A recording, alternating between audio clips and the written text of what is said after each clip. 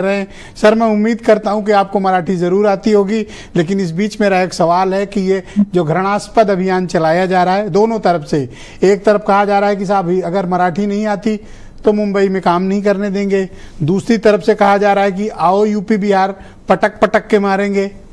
अब बीजेपी दोनों तरफ से गेम खेल रही है और कांग्रेस भी दोनों तरफ से गेम खेल रही। सर बिल्कुल विजय भाई, देखिए एक चीज तो आप मान के चलिए कि यहाँ पे विवाद भाषा को लेके नहीं है, मराठी व्यक्ति की अस्मिता को लेके नहीं है। अस्मिता और पहचान और पकड़ जो है वो राजनीतिक पार्टियां बना रही हैं।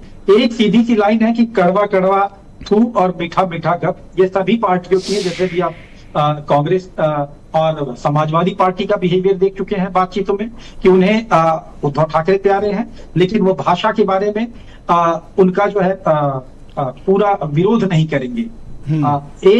उनके सांसद हैं राजन विचारे, जो पूर्व सांसद रहे हैं उद्धव ठाकरे के, उनके सामने एक व्यक्ति को मारा जाता है, पीटा जाता है और दूसरे व्यक्ति के पैर छुआए जाते हैं।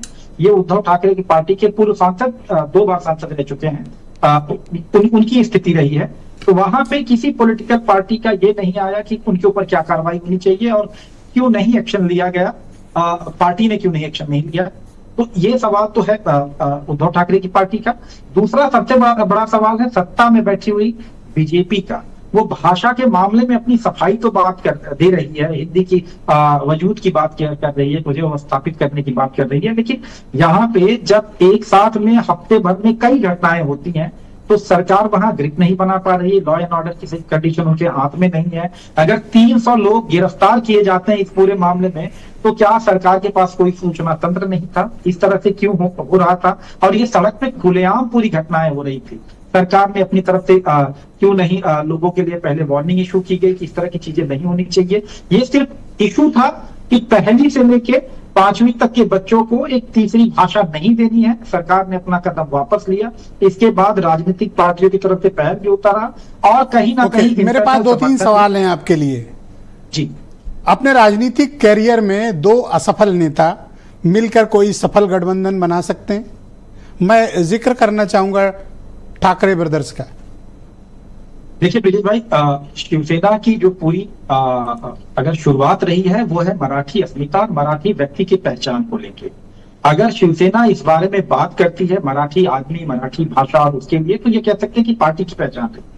वहां पे हम उन्हें अगर उनके बेस की बात करें तो उनका वजूद ही इसी से बना था। बाला साहब ठाकरे ने जब शुरुआत की थी तब उस वक्त में लिस्ट जारी हुआ करती थी कि कौन सी पोजीशन पे कितने अमराठी भाषी लोग बैठे हुए हैं, और यहां से शिवसेना का गठन हुआ था।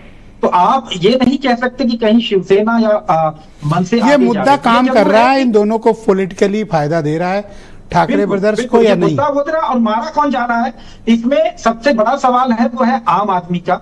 जो अभी तक लोग पीटे गए हैं वो बिगाड़ी करने वाले लोग रहे, वो सड़क पे छोटे छोटे धंधा करने वाले लोग रहे हैं। जो डर फैल रहा है वो उन लोगों का जो रोज सुबह ऑफिस जाते हैं और शाम को लौटते हैं। और यही नहीं, मराठी भाषी और हिंदी भाषी या दूसरे भाषा के लोगों के लिए मुंबई जो है वो एक भारत का एक मिनिएचर है। इसमें सभी भाषाओं के लोग, सभी जाति के लोग सब हैं।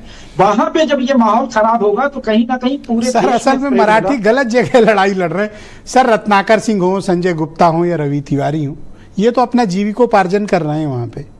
असली पैसा जिनके पास है, जिस प्रांत के लोगों के, इनकी हिम्मत नहीं पड़ रही कि उन पे हाथ डालें, जल जाएगा इनका हाथ। बता दें संजय गुप्ता, अगर मैं झूठ बोल रहा हूं तो जल जाएगा हाथ अगर वहां हाथ डालेंगे तो दाढ़ियां कट जाएंगी। सर धंधे की बात है ब्रजेश भाई, मैं यही कहूंगा कि वहां पे हाथ लगा के दिखाओ गुजरातियों को, मारवाड़ियों को, सिंधियों को पता चल, पारसियों को पता चल जाएगा।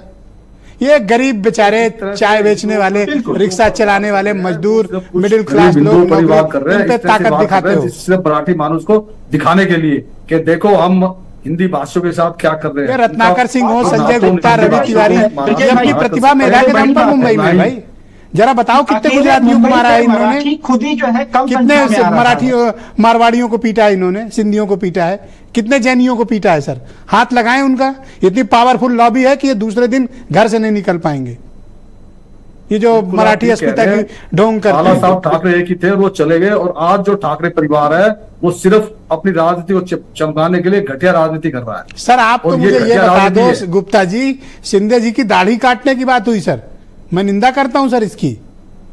देखिए इस तरह का तो कोई भी बयान हो उसकी निंदा ही की जाएगी। अब वो अपने आप तो नहीं कर पा रहे हो सर, मैं तो कर रहा हूं सर। संजय राउत जी ने कहा था, एक चीज मैं ब्रजेश जी कहना चाहता हूँ, संजय राउत जी ने कहा था अपने बाप का नाम लो, हमारे बाप का नाम क्यों लेते हो। तो मैं एक बात उनसे कहना चाहूंगा, अपने बाप के रास्ते पे चलना चाहिए, दूसरों के बाप के रास्तों पे नहीं चलना चाहिए। भाई ठीक है, जिस शिंदे तरह की से आज- मजबूरी है, क्या करें, सत्ता में भी रहना है, तमाम चीजें देखनी भी है, अब क्या करें, सर फोड़ ही फोड़ लेंगे। अब आप बताओ, दाढ़ी काटने की बात करते हो, कोई बात है हैं? भाई वो बिल्कुल आपकी ठीक बात है, वो तो उनकी तो आदत है, वो एक कुछ भी कह रहा ऐसा कह पटक के देते हैं मारूंगा, जो एक कहता दाढ़ी चर्चा काट का विषय लूंगा। बनता है। वीरेन जी भी